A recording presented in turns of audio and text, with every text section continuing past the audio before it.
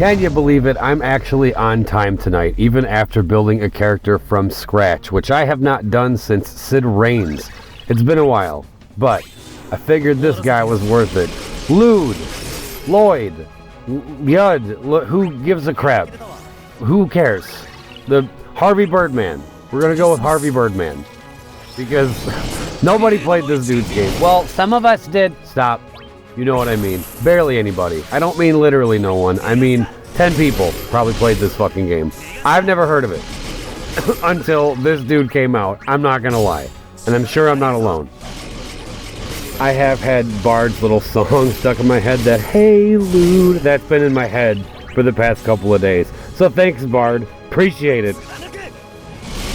So the strategy is pretty straightforward. Do not let them get a turn and have Birdman deal with the orb. For those who skipped Birdman, Queen would be very good to deal with this orb. So for all those Queen fans out there, there you go. She actually is pretty damn good. I never had her built, but I've seen a lot of people doing some pretty fun stuff with Queen. So she's a character I wanted to build, but I don't remember why I didn't. I think I was broke at the time or something. I was never able to pull for her, which kind of sucks, but it's not like I've needed her or anything, but she just seems like she'd be a lot of fun to play around with. Solid support. I'm pretty sure she's synergy. Yeah, she's synergy here too, since we just had her lost chapter. So for those without Birdman, give Queen a shot. And I do have to say, wow, what a difference Ultima weapons make. Because one flaw in this setup, and I'm sure you'll see it the longer the fight goes on, their defenses get a little beefy. I mean, nothing terrible, but you'll see a big drop in the Brave damage from everybody except Noctis. Noctis is fine, because he's got that Ultima weapon. He's just still cutting right through whatever defenses they may have. So with that in mind, possibly something like a Vanille Call or a Ferris Call would have been a better idea than Maria. I just figured we'll just stack HP damage up, but it would have been cool to drop the defenses a little bit more, so maybe something like that would have been better served here than Maria. But regardless, we got it done. I'm just nitpicking. It's also possible we just wouldn't have experienced any of that if I knew how to Birdman properly, but I don't. I just got the guy together, and honestly, I was kind of just pressing buttons with the dude. I barely know what any of his stuff does. I mean, it seems as though the LD... Yeah, I was going to explain it, and I realized I don't know. Really, all I was thinking about was dealing with the orb, because the LD drops his own health, which helps with that orb, and that's really all I know. That's all I know. I can't even explain what this dude does, but I can show you the auras that he has. My God, look at that. That right there is why I pulled. That is amazing. And as far as a proper friend support with this team, as you can see, I couldn't really think of one. I didn't know who I wanted to take out. And then I realized I didn't really want to take out anybody. So I figured, let's just not bring a friend support. We didn't really seem to need it. Oh, one important thing to note. Birdman's EX, this fanfare, refills the EX gauge of your whole team. Yeah, pretty nice. We didn't take advantage of that with Machina because Machina's EX kind of sucks compared to everything else he does. But that Noctis EX got updated super nice. So being able to just get these off over and over again was really helpful. Thank you, Birdman. And it was at this moment that I realized I kind of screwed up this turn order. As you can see, it goes A, Birdman, B. We don't want that. But it's okay because you're about to recover right here. And then Noctis is gonna just, bam, we're good. Get everybody back in order, but that does mean I have to use another one of these, even though Birdman has another turn of Warp Step, but that's okay. Gotta keep it at 0. There we go. So kind of close there. Little misstep. My apologies.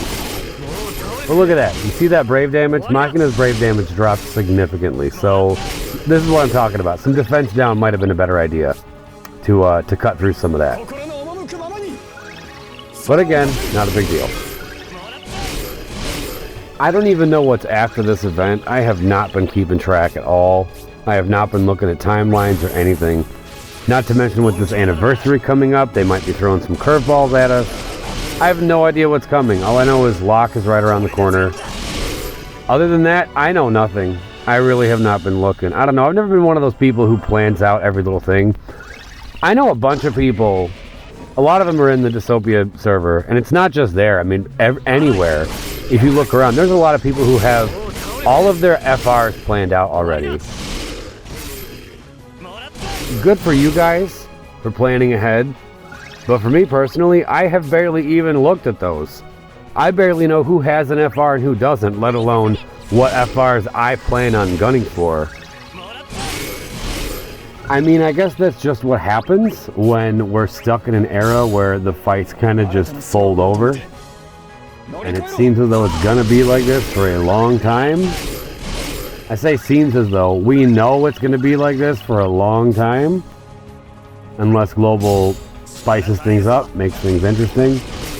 We'll see what this anniversary brings, but it really is going to just feel like rinse and repeat, get it done. Nothing really all that challenging. It's going to feel like that for a long time. So, strap in. I mean, we're already in the midst of it, as you can see. I mean, I don't know. I'm not a game dev, so I can't sit here and pretend like I know what the perfect balance is. But you do need a balance of just normal fights and crazy difficult fights. But I don't know what that balance is. I do know that months upon months of quote-unquote garbage time content is too much. It gets stale after a while. It really does. And I don't want to hear any of this shit, because I know some people are going to be like, well, you brought 2 greens, blah, blah, blah. No, dude. Because with other fights, even if you bring the greens, they were still hard fights. So I don't want to hear any of that. Like, that's not really the point of this. They shouldn't be giving us all this awesome stuff and then have the content itself be way too weak to stand up to it. Like, the strong weapons should match the difficulty of the game itself. That's just kind of how it should work, I'd say. Especially if you're talking endgame content. Like, why wouldn't it be that way? I don't know. On the plus side, though, I think this boss looks pretty cool. Compared to a lot of the other shit we've gotten, and how goofy a lot of these enemies look, these things actually look pretty cool. Like, I know they're just reskins of one of those chapter fights. I forget which chapter it was. I think it was chapter 10. The one where we originally got Vaughn's Eldian Burst, when Gabranth first showed up. This is pre-LUFENIA. This is back in Chaos, but yeah, it's just a reskin of that fight, it looks like. But I don't know, man. They made these things actually look cool. So that's a plus, at least. I'll give him that. Credit where it's due. Take flight!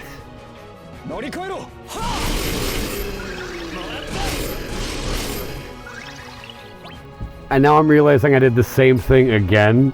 Like, we're out of Noctis LDs. Birdman only has 1 turn left to warp step, so that means Noctis has to kill this thing or the 0 turns run is dead.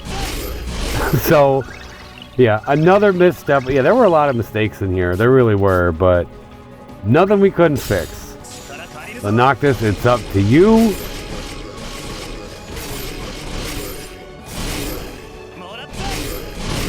Wonderful. Okay, so that is my run. I'm curious as to what you guys did. I hope you all enjoyed, and thank you for watching.